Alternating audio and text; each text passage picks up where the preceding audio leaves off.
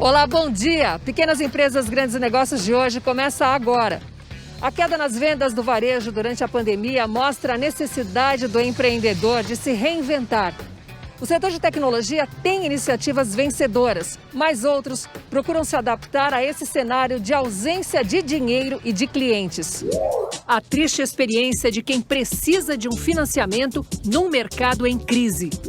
Imobiliárias apostam na tecnologia e em renegociação de aluguéis para manter negócios. Você conseguiu 50% no aluguel, é isso? 50% e, na verdade, agora integral, porque não tive nenhum tipo de resistência da imobiliária, entendeu? Pegni.tech, game brasileiro que conquistou o mundo. No isolamento social, startup oferece serviço de segurança com drone. Evite aglomerações, mantenha a distância segura e use suas máscaras. Saiba como o comércio físico terá que se adaptar ao consumidor do amanhã. A primeira coisa é que o consumidor espera encontrar um varejo diferente. Ele espera encontrar mais serviço, mais formas de comprar. Os pequenos empresários vivem o drama da falta de crédito. Você vai conhecer agora a história de um empresário que correu atrás de financiamento para enfrentar os prejuízos causados pela crise. Gerson buscou saídas assim que foi obrigado a fechar o restaurante ao público por causa da pandemia. A primeira coisa que o Gerson fez foi tentar empréstimo para pagar as contas. Tentou 3 vezes, mas não conseguiu. Olha só uma resposta aqui, ó. Negado. Sem dinheiro e sem perspectiva, ele demitiu 16 funcionários. E olha que o Gerson é apenas um exemplo entre inúmeros. A maioria dos donos de pequenos bares e restaurantes do país não está conseguindo obter crédito. Uma pesquisa da Abracel com 1.500 donos de bares e restaurantes do país mostra que 80% dos empresários do setor buscaram crédito depois que começou a pandemia. Entre eles, 81% tiveram o pedido negado. O levantamento revela ainda que bares e restaurantes demitiram até a primeira quinzena de maio 1 milhão de trabalhadores formais. O setor é de pequenos empresários, sim. Bares e restaurantes, tirando algumas grandes redes internacionais e tal, são centenas de milhares de pequenas empresas, de pequenos investidores. Das 3 linhas que o Gerson procurou, 2 foram do governo federal. Empréstimo para pagamento da folha salarial e do BNDES. Crédito Pequenas Empresas para Capital de Giro. E do governo de São Paulo, o crédito digital Giro Rápido. Os empréstimos foram negados porque com a pandemia o empresário ficou devendo alguns impostos. E também porque seus funcionários não possuíam conta salário em banco. São muitos pré-requisitos que a maioria dos pequenos empresários não vão conseguir preencher. São raras as pessoas que não têm pelo menos um apontamento, alguma coisa, ou uma dívida atrasada, alguma coisa em aberto. Quem mais precisa não está conseguindo. No antigo normal, o pequeno empresário, ele se valia do seu próprio giro do negócio. Ele fazia as suas vendas e, quando ele precisava de um capital de giro, ele antecipava esse recebimento. Para Maurício Costa, gerente executivo da Fundação Getúlio Vargas, uma das saídas é o governo criar um fundo garantidor de crédito, com 750 mil imóveis da União avaliados em R$1 trilhão. A minha proposta é que se ache um canal para que o governo federal seja o avalista desses pequenos empresários. Como? Colocando um ativo que não seja dinheiro. Qual o ativo que tem valor de mercado e que está subutilizado? Imóveis. Na ausência de crédito, Gerson montou 2 estratégias de sobrevivência. Aumentar as vendas à distância, ele criou pratos mais baratos e se cadastrou em plataformas de entregas. E também cortar custos. Olha só o que ele fez aqui. Substituiu o forno elétrico, que gasta muita energia, por fogão a gás. Está comprando matéria-prima com mais frequência para reduzir o estoque. Com isso, desligou parte das câmaras frias, que também gastam muita energia. Elaborou um cardápio mais enxuto e trocou as embalagens estampadas por lisas e menores. Com isso, ele reduziu em R$8 mil por mês as despesas desta cozinha. A empresa conseguiu recuperar quase todo o movimento, mas o faturamento caiu mais de 50%. Não adianta simplesmente fechar o comércio e não nos auxiliar. Ninguém fica em casa porque quer. as pessoas realmente ficarem em casa por conta do corona, porque elas têm medo de pegar essa doença. Falta facilitar o acesso às linhas de crédito. A seguir, você vai ver como o varejo físico vai ter que se adaptar ao consumidor da nova realidade.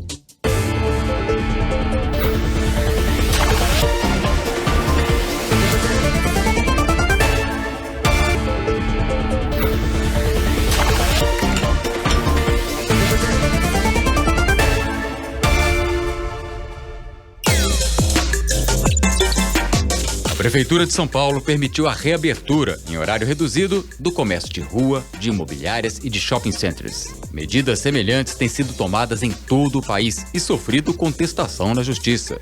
Os estabelecimentos devem respeitar lotação máxima de 20% da capacidade e seguir regras de higiene, como oferecer álcool em gel ao público.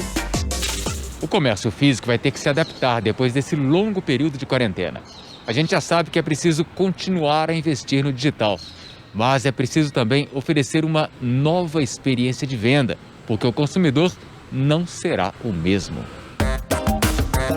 Denis Santini é empresário, professor universitário, especialista em marketing, varejo e franquias. Ele é categórico. As empresas vão sair mais tecnológicas e as pessoas vão sair mais humanas. Tudo isso vai fazer com que o cenário daqui para frente tenhamos um novo normal. Nem pior e nem melhor, mas é um novo. E quem vai se dar bem, Marcelo? Quem se adaptar primeiro. O professor acredita que com a reabertura gradual das lojas, o consumidor não irá de imediato às compras. E mesmo quando for, o empresário vai encontrar um novo público. A primeira coisa que a gente tem visto para todas as conversas que a gente tem tido com vários varejistas é que o consumidor espera voltar sim, mas ele espera encontrar um varejo diferente. Ele espera encontrar mais serviço, ele espera encontrar mais formas de comprar. Existe um desafio de opostos. Lojas precisando oferecer algo mais para atrair o consumidor que está retraído, com medo de se contaminar. A questão é como promover experiência com baixo contato físico.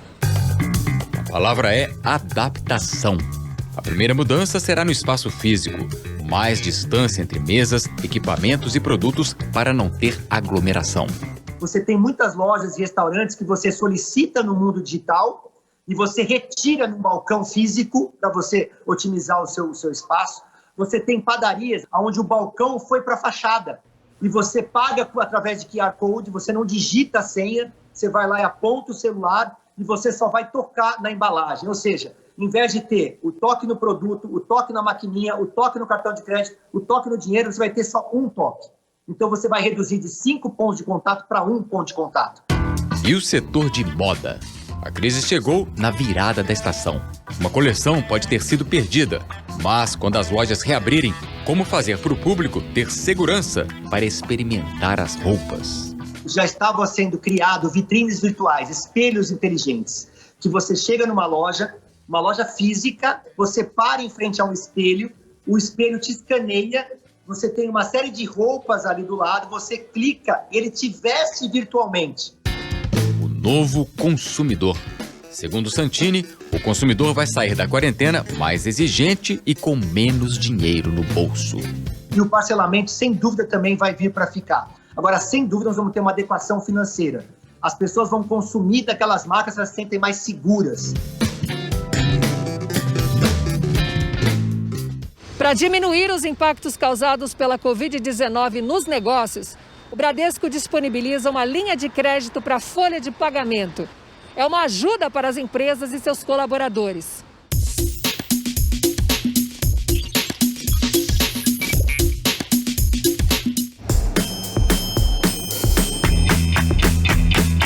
A gastronomia e a hospitalidade estão no DNA do empresário Marcos Live.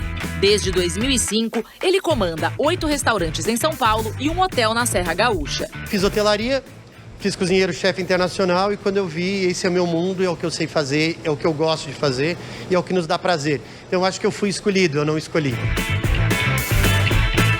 Com o fechamento dos restaurantes por causa da pandemia, o grupo intensificou o delivery. Esse sistema de vendas garante 10% do faturamento.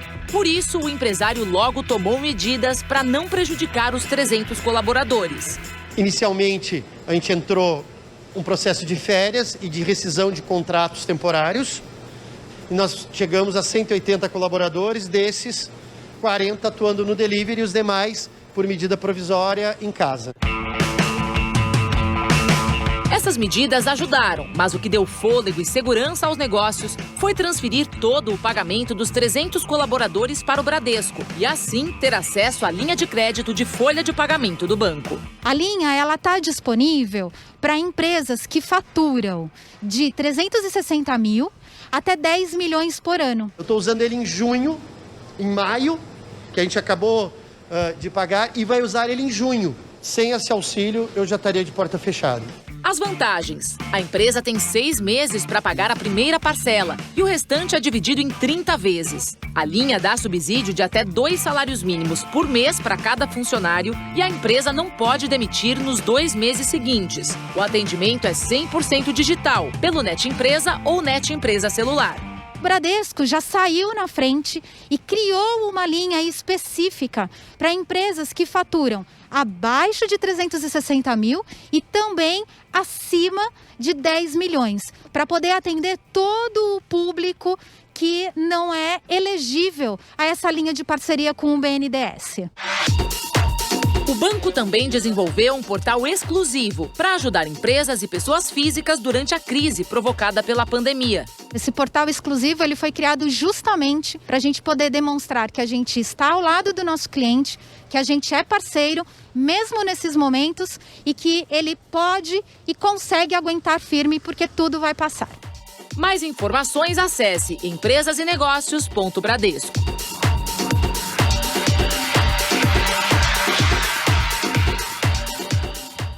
E veja a seguir, a quarentena e os serviços das imobiliárias. É daqui a pouco, até já.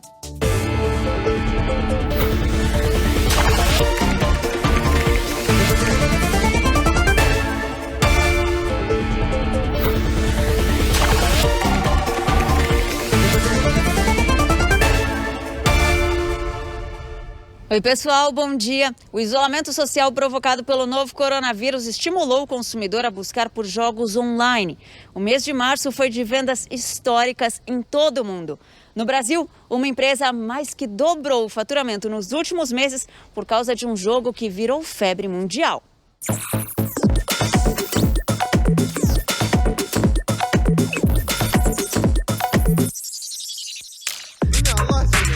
Önemli örnek bir şey çiz. Baş harfini falan yap, ne bileyim. Turquia. It's actually 2 words, like with a space in the middle. Reino Unido. 简单呐，这我已经猜到了。 Taiwan. Só na Indonésia, 1 milhão de acessos. O game de adivinhação de desenhos para jogar em grupo colocou no Mapamundi uma desenvolvedora de Belo Horizonte, em Minas Gerais, fundada em 2007. A gente criou jogos que são de regra simples e de fácil acesso. Então, qualquer um pode jogar sem ter muita didática prévia sobre isso. Então, são jogos gratuitos também. Então, as pessoas, basicamente, elas têm que baixar um aplicativo ou acessar um site. Com as versões brasileira e internacional do jogo, o crescimento foi de 1.600% no número de downloads e acessos no primeiro final de semana depois do início da pandemia. Uma tendência destes tempos. Segundo uma pesquisa de uma empresa especializada em games, o faturamento de jogos digitais no mundo atingiu 10 bilhões de dólares em março, um aumento de 64% em relação ao mês anterior. Se você pensa que você vai ficar na quarentena só se distraindo com os joguinhos, está enganado. Eles são também uma forma de você se relacionar com quem está distante e é o que a Ana Carolina faz, né, Ana? É isso aí. A gente começou a jogar, na verdade, por sugestão de uma pessoa da minha equipe. Minha equipe é composta por gente muito jovem, que já está muito acostumada com os jogos digitais. E aí, como a gente sente falta bastante assim, desse contato, né, com as pessoas da equipe, a gente aceitou a sugestão de começar a jogar online. Em todo o mundo, 750 mil pessoas acessam a versão para site dos 6 jogos da desenvolvedora, todos os dias. Os games também têm versão em aplicativo. Para permitir que essa multidão continuasse se divertindo, a empresa teve que ser ágil. Basicamente, a gente teve que alocar novos servidores em vários continentes, né, para suprir essa demanda. e também reprogramar algumas partes do nosso sistema de forma que pudesse sanar essa vazão de gente que estava entrando. A renda da desenvolvedora vem da publicidade dentro das plataformas. Mesmo com a queda no número de anúncios por causa da pandemia, o faturamento deles cresceu 155% em relação ao mês anterior. O nosso grande diferencial foi, primeiro, estar no mercado há muito tempo. E eu acredito que numa época como agora, quando elas vão procurar alguma coisa para fazer, para se distrair, elas lembram que aquele jogo que elas jogavam no passado e ao longo de todo esse tempo é uma opção para elas, de fato. É um grande desafio para a gente aprender a ficar sozinho em casa, né? E sem perder o contato social. E o jogo ajuda a gente a fazer com que esse relacionamento se mantenha, com que a gente se divirta junto, com que a gente passe o tempo e, inclusive, reduza um pouco a ansiedade que é gerada por esse período de isolamento, né? E agora no PEGNI.tech você acompanha como cresce o número de drones no Brasil. Já são mais de 75 mil e durante a pandemia eles ajudam também na segurança. Os drones decolam e podem ter diversas funções. Este funciona como uma ferramenta de apoio para a segurança privada. A solução foi criada por uma startup de São Paulo. O mercado de segurança sempre foi para mim um mercado-alvo, né? Porque existe uma dor muito grande, onde o mercado está muito baseado no fator humano, nas pessoas, né? E é caro e tem todo um fator de risco em cima de tudo isso.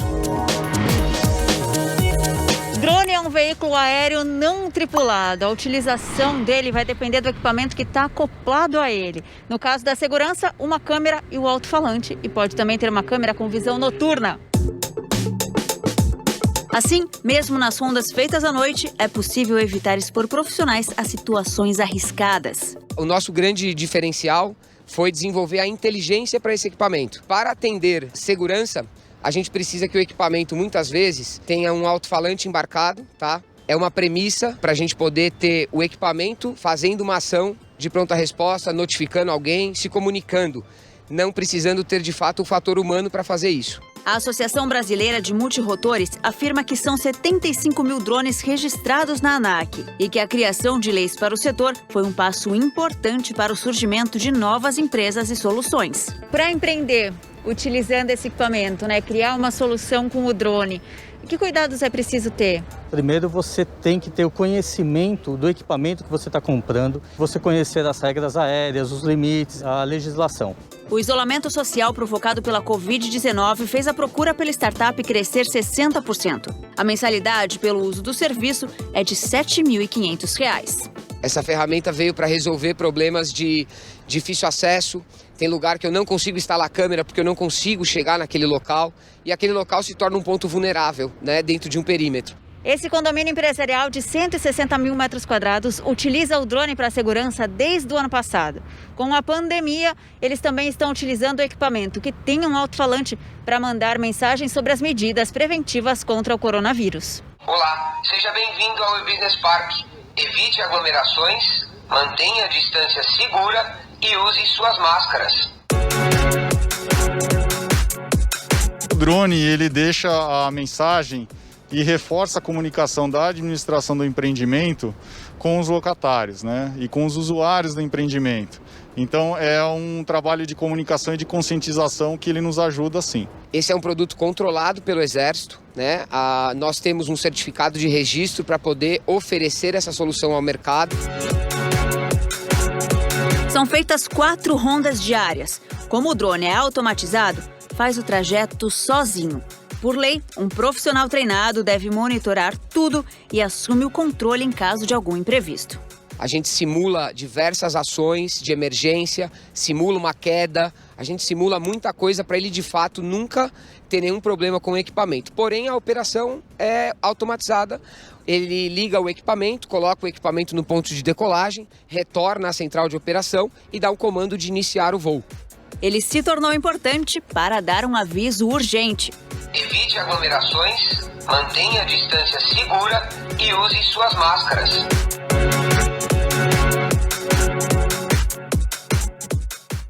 Bom, hoje eu fico por aqui. Na semana que vem eu volto com mais negócios e tecnologia para vocês. Até lá!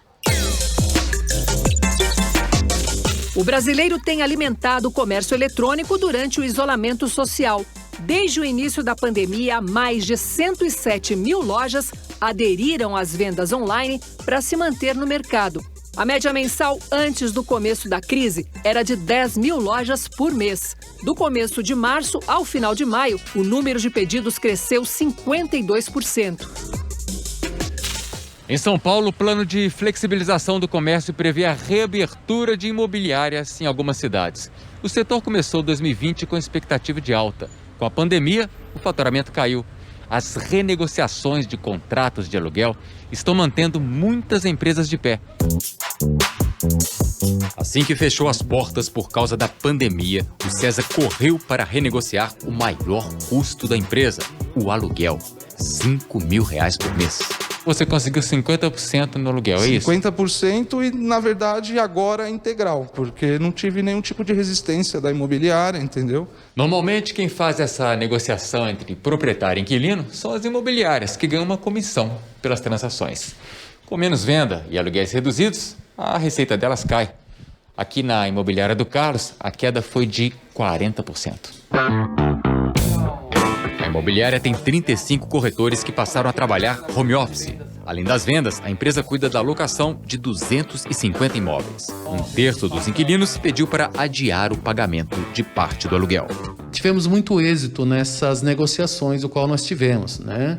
Foi um aproveitamento de 90%, né? Um êxito de 90% nas negociações dos aluguéis. A pesquisa do Secovi São Paulo mostrou que desde que a pandemia começou, 75% das negociações chegaram a uma redução de 25% a 50% no valor do aluguel. As solicitações normalmente são um desconto no aluguel por um período de 2 a 3 meses. O locatário, na maior parte das vezes, paga esse desconto concedido lá na frente. Quando terminar a pandemia, no início do ano que vem, é um acordo entre as partes. O Carlos, dono da imobiliária, também sentou na mesa para negociar os próprios custos e conseguiu cortes de até 50%. Negociamos com nossos parceiros, né, dos portais de mídias, negociamos também os valores mensais, o qual a gente, né, paga. E tivemos muito êxito também. Com a flexibilização do isolamento na cidade de São Paulo, Carlos pode reabrir a imobiliária, com equipe e horários reduzidos. A perspectiva que no prazo de 60 a 90 dias começa a aquecer novamente, começa a aquecer o mercado. A gente vai depender muito dos nossos governantes, né, das decisões a serem tomadas, retomar total, com toda a força.